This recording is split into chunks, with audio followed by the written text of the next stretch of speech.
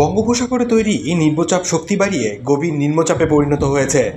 এই সিস্টেমের প্রভাবে বৃহস্পতিবার দক্ষিণবঙ্গের 9টি জেলায় এবং উত্তরবঙ্গের 3টি জেলায় ভারী থেকে অতি ভারী বৃষ্টির পূর্বাভাস দিয়েছে আবহাওয়া দফতর।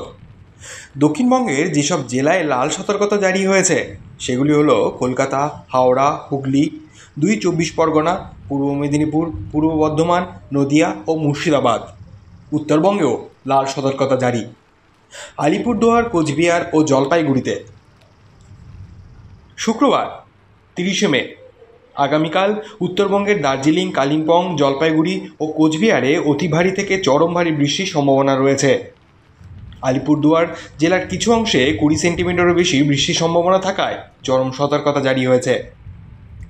আবহাওয়া দফতর জানিয়েছে, দক্ষিণবঙ্গে বৃষ্টি চলবে 31শে মে পর্যন্ত এবং উত্তরবঙ্গে 1 জুন পর্যন্ত। পাশাপাশি দেশের পশ্চিম উপকূলে কেরালা, কর্ণাটক, তামিলনাড়ু, মহারাষ্ট্রে তুমুল বৃষ্টির পূর্বাভাস রয়েছে। তবে এই মুহূর্তে ঘূর্ণিঝড় সৃষ্টির সম্ভাবনা নেই। আবহাওয়ার লেটেস্ট আপডেট জানতে চোখ রাখুন আই বাংলার ইউটিউব চ্যানেলে।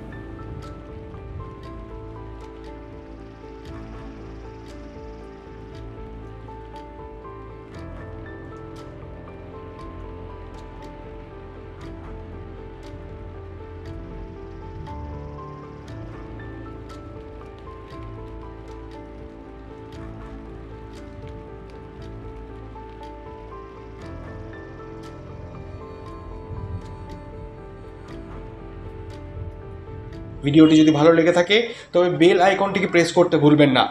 লাইক করুন, বন্ধুদের সাথে শেয়ার করুন আর সাবস্ক্রাইব করতে অবশ্যই ভুলবেন না।